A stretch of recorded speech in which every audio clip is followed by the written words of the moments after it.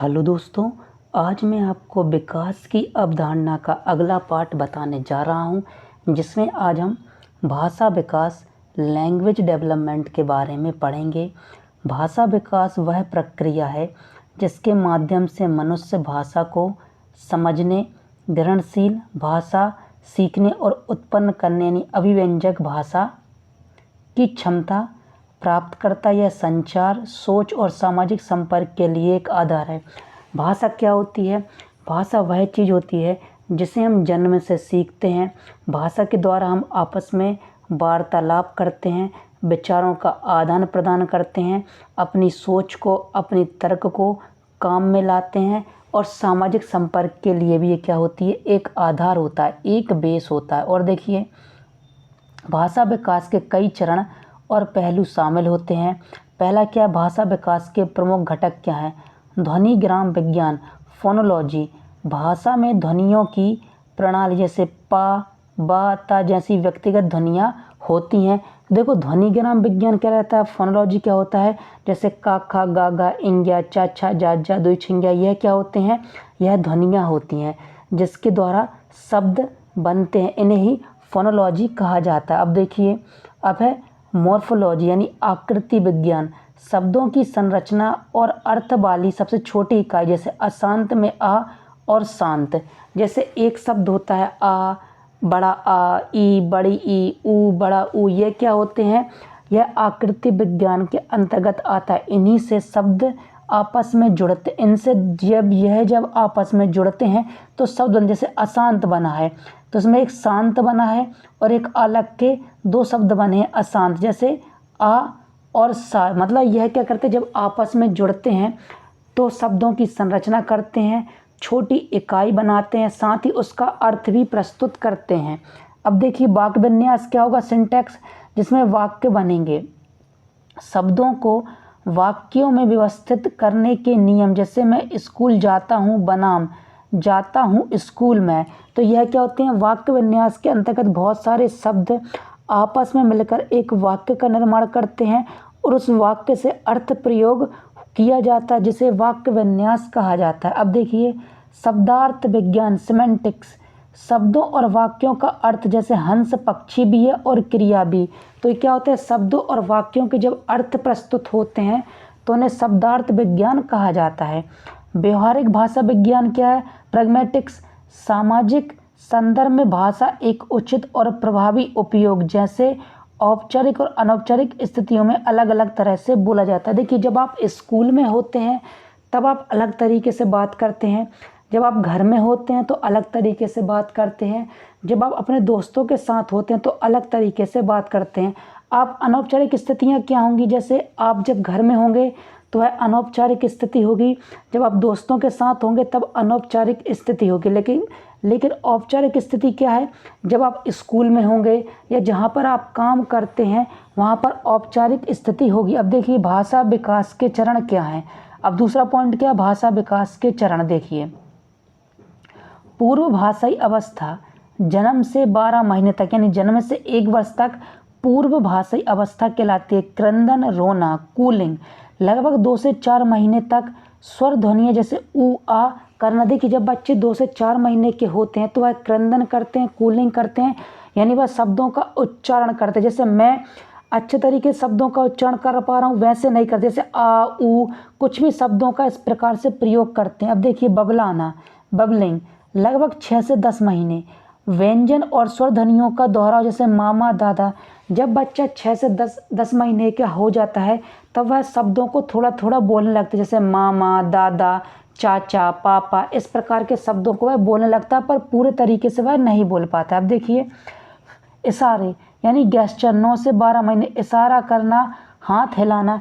जैसे बच्चे को आपको अपने पास बुलाना होगा तो वह सिर हिलाएगा या हाथ हिलाएगा, और जब बच्चे को टाटा करना होता है तो वह क्या करता है? हाथ हिलाता है। जब बच्चे को मना करना होता है तो वह क्या करता है? सिर को हिलाता है। यह सब क्या कहलाते हैं? गेस्चर के अंतर्गत आते हैं, जो 9 से 12 महीने तक चलता है। क्यों चलता है?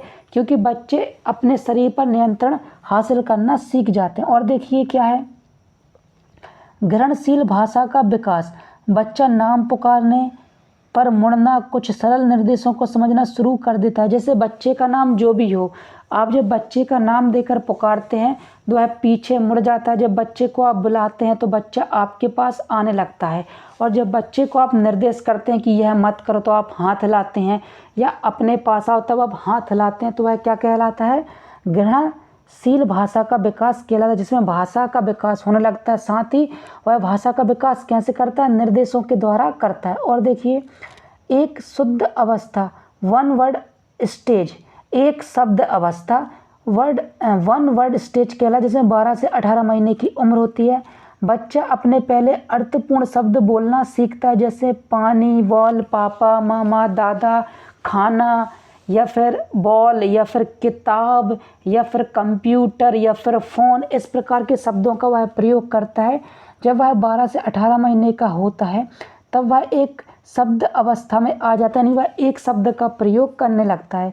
शब्द अक्सर एक पूरे वाक्य का प्रतिनिधित्व करते हैं। जैसे पानी का अर्थ हो सकता है मुझे पानी चाहिए। बिल्कुल, जब बच्चे 12 से 18 महीने के होते हैं तो उनको पानी पीना होता है तो वह क्या करते हैं? मामा, मम्मा। और जब वह उनको खाना खाना होता है तो वह कहते हैं हप्पा। जब बच्चों को मोबाइल चलाना होता है तो वह कहते हैं फ़ोन। यह इस उम्र की भाषा कहलाती है। अब दो शब्द अवस्था क्या होगी?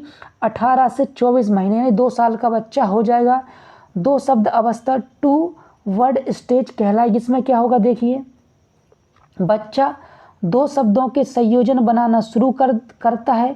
अक्सर संज्ञा और क्रिया, जैसे पानी दो, माँ जाओ, ऐसे टेलीग्राफिक स्पीच भी करते हैं। यानी बच्चे जो होते हैं, जब वह 18 से 2 साल, 18 महीने से 24 महीने, जब वह बच्चे 2 साल के हो जाते हैं तो वह 2 शब्दों का प्रयोग करने लगते हैं। जब उससे कि पहले की अवस्था में होते हैं तो वह एक शब्द का प्रयोग करते हैं, जैसे पानी दो, खाना दो, चलो, यहाँ। तो इस प्रकार के शब्द वह प्रयोग करेंगे जिन्हें टेलीग्राफिक स्पीच भी कहते हैं। जैसे पानी दो यानी इसको पानी चाहिए, माँ जाओ यानी मम्मी यहाँ से चलो। इस प्रकार के शब्द प्रयोग करेंगे। अब देखिए, बहु शब्द अवस्था, मल्टी वर्ड स्टेज, 2 से 3 वर्ष। वाक्य लंबे और अधिक जटिल होते जाते हैं। व्याकरण के नियम भी धीरे धीरे विकसित होते हैं। हालांकि गलतियां आम है, जैसे मैं गया था के बजाय मैं गया था बोलता। अब देखिए, जब 2 से 3 वर्ष का बालक होगा तो वह बहुत सारे शब्दों का प्रयोग करने लगेगा, जैसे मुझे खाना दे दो, मुझे भूख लगी है। मतलब इतना लंबा नहीं बोल पाएगा वो, क्योंकि जब वह बोलेगा तो उसमें कुछ समस्या भी उसको बोलने में आएगी। जैसे मैं यहाँ जाऊँगा, मैं दुकान जाऊँगा, मुझे पॉपकॉर्न दे दो, या फिर क्या बोलेगा वो? मुझे खाना दे दो, मुझे पानी दे दो। इस प्रकार के छोटे वाक्यों का वह प्रयोग करना सीख जाएगा, जो कि मल्टीवर्ड कहलाएंगे। और शब्दों की संख्या तेज़ी से वृद्धि होती जाती है। जैसे जैसे बच्चा बड़ा होता है वह शब्दों का अधिक प्रयोग करना सीख जाता है। और देखिए, पारंपरिक व्याकरण और परिष्कार यानी कन्वेंशनल ग्रामर और रिफाइनमेंट 3 वर्ष से उससे अधिक की उम्र पर यह लागू होगी। जब वह बच्चा 3 वर्ष से अधिक का हो जाएगा तब यह स्टेज लागू होगी। बच्चा अधिक जटिल वाक्य संरचनाओं का उपयोग करने लगता है। जैसे बच्चा बहुत ज़्यादा अधिक जटिल शब्दों का भी प्रयोग इस स्टेज में करने लगता है। अधिकांश व्याकरण के नियम सीख जाते हैं। बच्चा धीरे धीरे जब परिवार में रहता है तो वह अपने आप व्याकरण नियमों को सीख जाए। जैसे मैं यहाँ जाऊँगा, मैं कल गया था, मुझे खाना चाहिए, मुझे पानी चाहिए, मुझे फ़ोन चाहिए। इस प्रकार के वर्डों का प्रयोग करने लगता है। शब्दों का उच्चारण और स्पष्टता में सुधार होता है। पहले बच्चा मामा बोलता था, फिर पानी दो बोलता था। अब वह शब्दों का मल्टीपल प्रयोग करने लगा और यहाँ पर जटिल शब्दों का प्रयोग करने लगता है, जिसमें वह शब्दों को स्पष्ट तरीके से बोलने लगता है। सामाजिक संदर्भ में भाषा का प्रयोग करने की क्षमता विकसित होती है। देखिए, जब बच्चा 3 वर्ष से अधिक का होता है तो वह क्या करता है? समाज में जो छोटे छोटे बच्चे होते हैं उनके साथ खेलने लगता है, वह आस पड़ोस में बैठने लगता है। तो वहाँ पर उसका क्या होता है? सामाजिक विकास शुरू हो जाता है, जिससे वह शब्दों का प्रयोग करने लगता है। अब देखिए, तीसरा क्या है? भाषा विकास के सिद्धांत क्या है? देखिए, व्यवहारवादी सिद्धांत BF स्किनर भाषा को अधिगम के सिद्धांत जैसे कंडीशनिंग और सुदृढ़ीकरण के माध्यम से सीखा जाता है। बच्चा वयस्कों की आवाज़ों की नकल करता है और जब वह सही ढंग से बोलता है तो उसे पुरस्कृत किया जाता है। देखिए क्या होता है, बच्चे अधिगम के द्वारा ही और आपके व्यवहार के द्वारा ही भाषा का अधिगम करते हैं, भाषा को सीखते हैं। और जब आप जैसा आप अनुप्रयोग करते हैं भाषा भी, वैसे ही बच्चे भी आपकी नकल करते हैं, आपका अनुकरण करते हैं। और जब बच्चे बहुत अच्छे तरीके से बोलने लगते हैं तो आप उनको टॉफ़ी देते हैं या फिर आप उनको क्या देते हैं, खिलौने देते हैं पुरस्कार के रूप में। अब देखिए और क्या है, नेविस्ट सिद्धांत नोम चॉम्स्की ने दिया था। नोम चॉम्स्की ने तर्क दिया है कि बच्चे भाषा सीखने की एक जन्मजात क्षमता लैंग्वेज एक्विजिशन डिवाइस एलईडी के साथ पैदा होते हैं।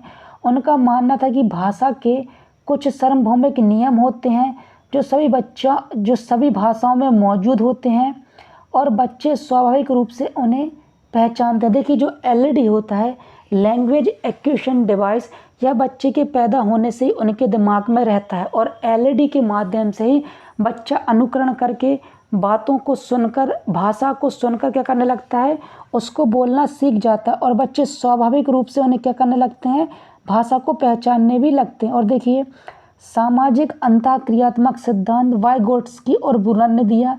यह सिद्धांत जैविक और पर्यावरणीय कारकों के बीच बातचीत पर जोर देता है।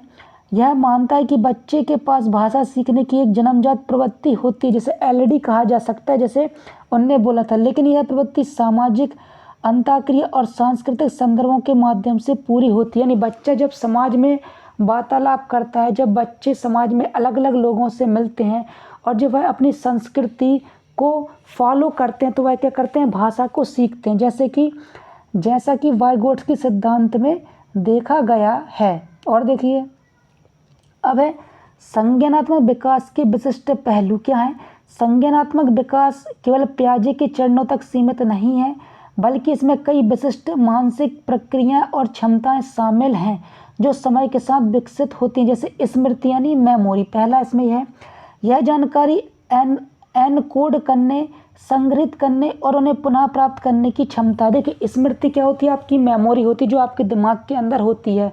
यह चीज़ों को इनकोड करती है यानी उन्हें बदलती है, उनको ट्रांसलेट करती है, उनको अवशोषित करती है और जब उसकी आवश्यकता होती है तो उसे पुनः प्राप्त करती है अपने उपयोग के अनुसार। देखिए और क्या है, कार्यशील स्मृति वर्किंग मेमोरी, यह जानकारी जिसे हम वर्तमान में सक्रिय रूप से प्रयोग कर रहे हैं, जैसे किसी फ़ोन नंबर को याद करना जब तक कि हमें उसे डायल ना कर दें।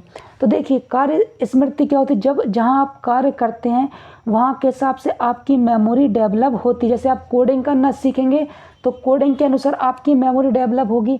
यदि आप पढ़ाना शुरू करेंगे तो पढ़ाई के अनुसार आपकी कार्यशील स्मृति बनेगी। यदि आप क्रिकेट खेलेंगे, फुटबॉल खेलेंगे, वॉलीबॉल खेलेंगे, यदि कंप्यूटर चलाना सिखाएंगे तो उसके अनुसार कार्यशील मेमोरी स्मृति होती है, जिससे आप चीज़ों को याद रखते हैं, सीख पाते हैं और उनका क्रियान्वयन कर पाते हैं जब उनकी ज़रूरत आपको होती है। अब देखिए दीर्घकालिक स्मृति लॉन्ग टर्म मेमोरी, स्थायी भंडारण जिसमें तथ्यात्मक ज्ञान, सिमेंटिक मेमोरी, व्यक्तिगत घटनाएं, एपिसोडिक मेमोरी और कौशल प्रेसिजनल मेमोरी शामिल होती है। देखो दीर्घकालिक स्मृति वह स्मृति कहलाती है जो आपके अंदर हमेशा आपके अंदर क्या रहती है, संग्रहित रहती है। जब आपको इसकी ज़रूरत पड़ती है तब आप इसका इस्तेमाल कर सकते हैं, इसे दीर्घकालीन मेमोरी कहते हैं। दीर्घकालीन मेमोरी के अंतर्गत आप फुटबॉल को रख सकते हैं। आप लंबे समय तक फुटबॉल खेलेंगे तो वह दीर्घ मेमोरी के अंतर्गत आ जाएगी। आप लंबे समय तक गणित को पढ़ाते हैं, अंग्रेजी को पढ़ाते हैं, सीडीपी को पढ़ाते हैं, हिंदी को पढ़ाते हैं या फिर संस्कृत को पढ़ाते हैं, हिंदी को लंबे समय तक पढ़ते हैं या पढ़ाते हैं तो वह आपके अंदर दीर्घकालिक स्मृति के अंतर्गत समाहित हो जाती है। और देखिए स्मृति रणनीतियों का विकास, बच्चे अपने सीखने और याद करने के लिए पुनरावृत्ति, वर्गीकरण और विस्तार जैसी रणनीतियों का प्रयोग करना सीखते हैं। देखिए जब बच्चे पढ़ते हैं तो वह रिवीजन करते हैं और अलग अलग मेमोरी में अलग अलग तरीके से उसका वर्गीकरण करके सीखते हैं और अपनी रणनीतियों में जो चीज़ सीखी हुई रहती है, वर्गीकरण की होती है, उसका क्या करते हैं, वह इस्तेमाल करते हैं। ऐसे ही स्मृति रणनीतियों का विकास कहलाता है। और देखिए क्या है, ध्यान क्या, अटेंशन, यह विशिष्ट उत्तेजनाओं पर केंद्रित रहने और विचलित करने वाली जानकारी को अनदेखा करने की क्षमता है। देखिए विशिष्ट उत्तेजना पर केंद्रित रहने, जैसे आप कोई विशेष कार्य कर रहे हैं तो वहाँ पर आपकी मेमोरी क्या होगी, कंसंट्रेट होगी, यानी व्यवस्थित होगी, केंद्रित होगी। और विचलित करने वाली जानकारी को अनदेखा करने की क्षमता क्या होगी, जो मेमोरी आपके लिए वैल्यूबल नहीं होगी, इम्पोर्टेंट नहीं होगी, आप उसको क्या करेंगे, अनदेखा कर देंगे। जैसे हम दिन भर में बहुत सारे कार्य करते हैं, लेकिन हम दिन भर में कुछ % ही कार्यों को याद रख पाते हैं जो कार्य जरूरी होते हैं। जो कार्य जरूरी नहीं होते हैं उनको हम नज़रअंदाज कर देते हैं या उन्हें अनदेखा कर देते हैं। और देखिए क्या है, चयनात्मक ध्यान, आवश्यक जानकारी पर ध्यान केंद्रित करना। जो जानकारी आपके लिए ज़रूरी होगी उस पर आप ध्यान केंद्रित करेंगे और उसको आप लंबे समय तक याद करेंगे। निरंतर ध्यान, सस्टेन्ड अटेंशन, विस्तारित अवधि के लिए ध्यान बनाए रखना, नहीं लंबी अवधि के लिए लंबे समय तक आप क्या करते हैं, उस चीज़ को याद रख पाते हैं। ऐसे ही निरंतर ध्यान के अंतर्गत रखा जाता है। अब देखिए, बच्चों में ध्यान का विस्तार उम्र के साथ होता है, जिससे वे अधिक देर तक एक कार्य पर ध्यान केंद्रित कर पाते हैं। जैसे जैसे बच्चे की उम्र बढ़ती है वह चीज़ों को याद रखने की क्षमता भी बढ़ती है और चीज़ों को ध्यान पर रखने का विस्तार भी उनके दिमाग में होता है, नहीं वह लंबे समय तक चीज़ों को याद रख पाते हैं। अब देखिए, समस्या समाधान पे हम आ गए हैं, जिसे प्रॉब्लम सॉल्विंग कहते हैं। यह लक्ष्य उन्मुख व्यवहार है जिसमें किसी बाधा को दूर करने के लिए आवश्यक चरणों की पहचान करना और उन्हें लागू करना शामिल होता है। जैसे आपको कोई समस्या आई तो आप समस्या पे ध्यान देंगे और समस्या को हल करने के चरणों पर ध्यान देंगे कि समस्या को कैसे हल करना चाहिए। यही समस्या समाधान के अंतर्गत आता है। जो छोटे परीक्षण और त्रुटि का उपयोग करते हैं, जबकि बड़े बच्चे अधिक व्यवस्थित और तार्किक रणनीतियों का विकसित करते हैं। देखिए, जो छोटे बच्चे होते हैं वह छोटे परीक्षण और छोटी त्रुटियों के द्वारा ही सीखते हैं, लेकिन जब आप बड़े होते जाते हैं तब आप अधिक व्यवस्थित तरीके से चीज़ों को याद कर पाते हैं, नॉलेज को ग्रहण कर पाते हैं, रणनीतियों को ग्रहण कर पाते हैं और ज़्यादा अच्छे से आप तर्क वितर्क करके समस्या को हल कर पाते हैं। और देखिए, नियोजन यानी प्लानिंग, समस्या समाधान का एक महत्वपूर्ण उपपहलू जिसमें किसी कार्य को पूरा करने के लिए चरणों की रूपरेखा तैयार करना शामिल है। जैसे आप कोई समस्या में फंस जाते हैं, ठीक है, आप किसी समस्या में फंस जाते हैं, उस समस्या को हल करने के लिए आप क्या करते हैं, प्लानिंग करते हैं कि कितने स्टेप में किन की मदद का प्रयोग करते हुए और किन चीज़ों को साथ में रखते हुए इन समस्या को हल करना। ये क्या है, यह प्लानिंग कहलाती है, जिसमें समस्या को हल करने की रूपरेखा आप चरणों में इस्तेमाल करते हैं। जैसे चरण कहते हैं, यानी उसको आप कहते हैं ऐसे, इस प्रकार आप चरणों में उसको रखते हैं। अब देखिए, निर्णय लेना है, डिसीजन मेकिंग, यह विभिन्न विकल्पों का मूल्यांकन करके एक विकल्प चुनने का प्रक्रिया। देखिए, जब आप किसी समस्या को हल करते हैं तो उस समस्या को हल करते समय उसका आप मूल्यांकन भी करते जाते हैं, इवैल्यूएशन भी करते जाते हैं, और उसके बाद आप उसमें से एक विकल्प को यानी एक प्रक्रिया को चुनते हैं। उम्र के साथ बच्चे अधिक जानकारी का विस्तार करना और अपने निर्णयों के संभावित परिणामों का अनुमान लगाना सीख जाते हैं। देखिए, जब बच्चे समस्या में आते हैं तो समस्या को हल करने की वह परिणामों का भी अनुमान लगाने लगते हैं कि इस समस्या को हल करने में कितना समय लगेगा, इस समस्या को कितने चरणों में किया जा सकता है, इस समस्या को हल करने में किन किन यंत्रों का उपयोग किया जाएगा और इस समस्या को हल करने के लिए किन किन लोगों की आवश्यकता होगी। इन सब चीज़ों का क्या लगाते हैं, वह अनुमान लगाना सीख जाते हैं। अब देखिए,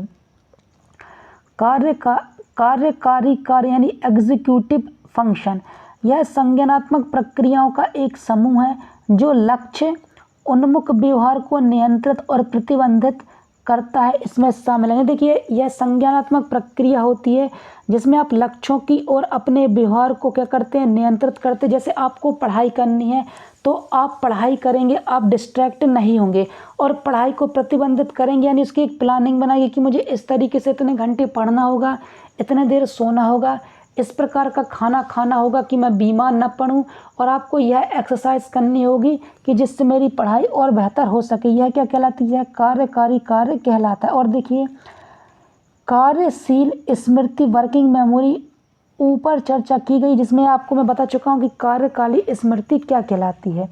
अब संज्ञानात्मक लचीलापन, एक विचार से दूसरे विचार पर जाने, एक ही समय में कई दृष्टिकोणों का विकास करने की क्षमता। जब आप किसी समस्या में फंस जाते हैं तो आप एक समस्या को कई तरीके से सोचते हैं, कई दृष्टिकोणों पर विचार करते हैं। इसी को संज्ञानात्मक लचीलापन कहते हैं। यानी जब एक समस्या से आप दूसरी समस्या में प्रवेश करते हैं, इसी प्रकार जब आप एक सॉल्यूशन से दूसरे सॉल्यूशन में जाते हैं तो इसी को ही हम संज्ञानात्मक लचीलापन कहते हैं। यानी समस्या को हल करने के अलग अलग निर्णय लेना। अब क्या है, अवरोध नियंत्रण, इनहिबिटरी कंट्रोल, विचलित करने वाली जानकारी या अनुचित प्रक्रियाओं को दबाने की क्षमता। जैसे आप पढ़ाई करते हैं तो पढ़ाई से जो चीज़ आपको डिस्ट्रैक्ट करती है उसे आप नहीं करते। जैसे मोबाइल को देखना, जब आप पढ़ाई करेंगे तो मोबाइल आपको विचलित करेगा। जब आप पढ़ाई करेंगे तो आपको मूवी देखने का मन करेगा। आप पढ़ाई करेंगे तो आपको कुछ भी देखने का मन करेगा या कहीं घूमने का मन करेगा। तो इन सभी चीज़ों को क्या करना पड़ता है, दबाना पड़ता है, जिससे आप विचलित ना हो।